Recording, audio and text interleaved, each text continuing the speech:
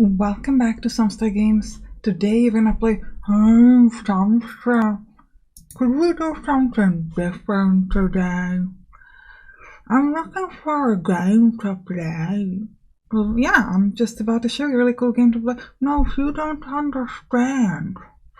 I don't have any money because I spend it all on you. Okay, well then let me show you top 10 turn-based demos that you can play right now.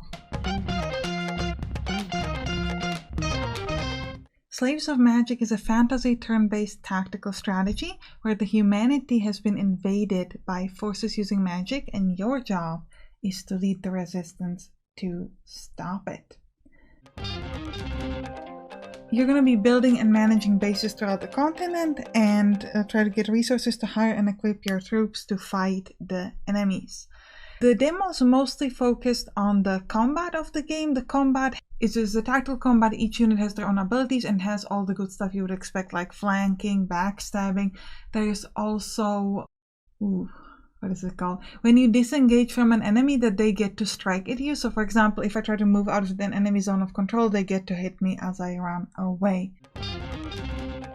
So I'm pretty curious about how this game is going to look when it's fully released, because it seems like it's going to be quite interesting. Monads 2 is a puzzle tactics game without energy. It has a turn-based combat. What's really interesting is that you can do something called chain attacks, where essentially you can prepare an action with one character, and then when the next character attacks, they'll attack together, and this will increase the damage. Another cool thing related to this is that prepared actions can be interrupted. For example, if in between this an enemy attacks the character that's preparing the actions, they will not be able to do this.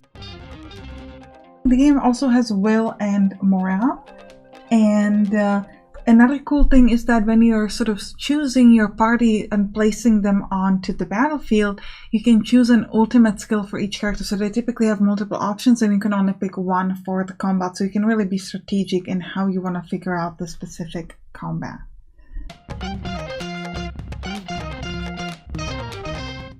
Midnight Protocol. Midnight Protocol is a very unusual turn-based game. It's essentially a tactical narrative-driven RPG where you are a hacker. The game is controlled only by the keyboard, and your job is going to be hacking into servers, draining financial nodes, stealing data, all sorts of fun stuff like that. How does this game work? Each turn you have two actions, and you're going to be moving from node to node, and you can either do sort of your action yourself, like for example interact with the node or steal money, or you can run a program, and you have a certain limited amount of power that you can use, and you can put it into different programs. And for example, you can run a cloak to make sure that they don't trace you, or you can try to leech some money from financial nodes, or you can try to sniff around and see if there are any defenses. And you gotta really make sure that you can avoid the different defenses, and the defenses are not all the same. Sometimes it's about catching you, but sometimes it's just about stopping you from running different programs, and etc. And it's a really fun and really interesting turn-based game.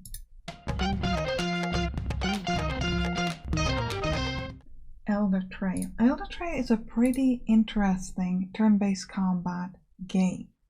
You will take control of a hero that will control a group of units.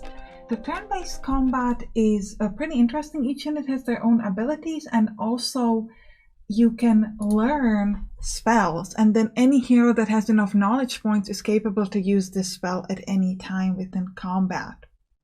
You can also build different buildings that allow you to heal or get upgrades to different units and other things. The upgrades are also quite interesting, because sometimes you can just upgrade unit to a different type of unit, and sometimes you can get like your own like knowledge tree that you can use to for example increase like weapon resistance or something specific like that. You can also craft items. So the way this works is that you first need to learn a recipe, so you need to pay for it, and then once you have the recipe, if you have enough resources, you can then use them to craft the item and then equip it to your hero unit or your other units. The movement on this game is quite interesting. You have these kind of tiles, and then on each tiles there are different cards, and the cards represents what you can do on that tile. So the card can be an enemy, or it can be a treasure that you can find, or some kind of resource. So the demo is quite interesting. I'm curious how this game is going to look like when it's released. Face Factory. Face Factory is a very unique game. From the name, it sounds like it's like some sort of a factory building game, and it is, but it isn't. It's a strategy RPG where you're going to be fighting enemies in a turn-based combat and with spells. And the factory is where you make the spell. It's a spell-making factory. How genius of an idea that is. The gameplay is super fun because you are doing the combat, and the way that it works is that you're getting your spell components and you need to put them into different departments in the factory, and that will change them into spells that actually do damage to the enemy. And once you kill the enemy, you will gain a part of their factory, like a department that they have, into your own. And it's such an genius idea where you're just making the spells that you're immediately using for combat. I just think it's so smart. Like, I'm so impressed with this game. Relic Space. Relic Space is a turn-based roguelike RPG, but it has some 4X elements as well. You're going to be a starship pilot, and you're going to be fighting other enemies. The goal of the game is to gain victory points either in the direction of military or economy. What's really interesting is some of the mechanics of the combat. For example, every time you move in combat, you will be gaining a bit of better chance to evasion because you just moved, so it's harder to hit you. Also, another interesting thing are the upgrades. You have upgrades for your pilot that are split into different categories. For example, you might be able to gain a point in maneuvering, which will allow you to maneuver around, or you might get enough points in combat, which allow you to attack better, so you can get this kind of an upgrade. Movement itself is quite interesting because you can move in a straight line fairly easily, but if you want to turn, it will cost you more energy, so you can't move that much in a single turn unless you get that extra cool ability that will allow you to do so.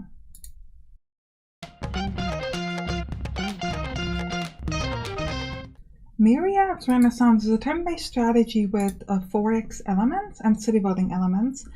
And the city building part of the game consists of, you're going to be building on an island, and you're going to have to manage a lot of space. In order to increase the islands, you're going to be able to get shards, which will allow you to sort of connect neighboring smaller islands so that you can build a bigger and bigger city. Combat, or the exploration phase, you will have your own ship, and you will be moving from your capital around, and you will be exploring different areas, which will give you resources that you can then use to research or to get upgrades or to build more stuff.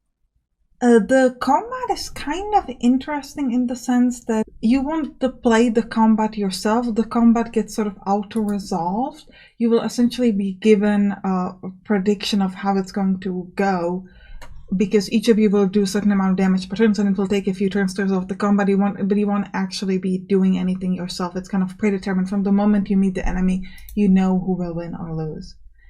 You will be raided, so you will have to handle raids, for example, so you will be able to see routes of your enemy, and you can build certain protections on specific islands, like towers that will hurt your enemy, or you can just move your ship in the way so that you can fight and protect your home.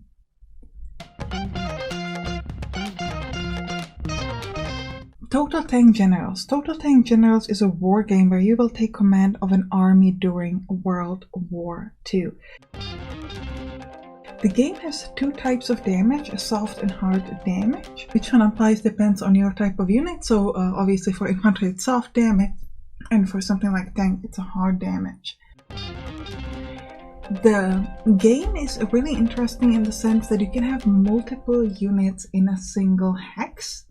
Now, this is especially interesting when it comes to like mortars, who can attack everybody in the hex, but other characters will attack only certain units in the hex, and you can also lower enough morale of an enemy to try to get them to retreat for that one turn, because they don't have the morale yet. You also gotta watch out for your ammo and make sure that you resupply yourself in time. Another cool thing about this game is that you can get upgrades for each unit that can potentially be quite unique. Not every unit can get every upgrade, but it's quite customizable in that sense that you can have, for example, one mortar that has a lot of upgrades in this direction and another mortar in this direction, so it can be a little bit different. Homicidal All-Stars. If you watch my top 10 for all kinds of upcoming strategy games, this was my #1, so it's gotta be in here as well. This is an absolutely amazing turn-based combat game where you are set in a reality TV show and your job is to kill or die. It's incredibly immersive because every time you do something, there's this moderator who will essentially moderate on what you're doing, and it's just incredibly fun. Yes. There's a huge variety of different abilities. For example, you can set up decoys, you can make enemies think that one of the enemy is you and they will be shooting at their own people. There's overwatching, there's just all sorts of good, amazing stuff in this game and cover, and I just love it.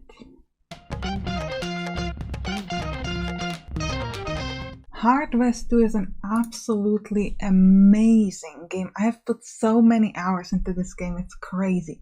So you're going to be playing in sort of like the darkness of American West, supernatural American West, I guess I should say. And I'm going to be trying to catch a mysterious ghost train. This is a turn-based tactical game with all the good stuff like we'd expect. And the game is sort of like a hidden poker-ish mechanic where you're going to be gaining different cards, for example, an ace or a king, and by creating a certain combination of cards on a character, you can give them an extra ability. And for example, one of the girls here, Flynn, can do Shadow Swap, which allows her to teleport, and if you get the right combination, she might be able to do it multiple times. Now, the most amazing feature of this game is called Bravado, and that means that if you kill an enemy, you gain extra action points, because everybody knows that if you kill someone, it gets you real excited and you can go again because you get all your energy back. And this way you can do insane streak of continuously killing enemies.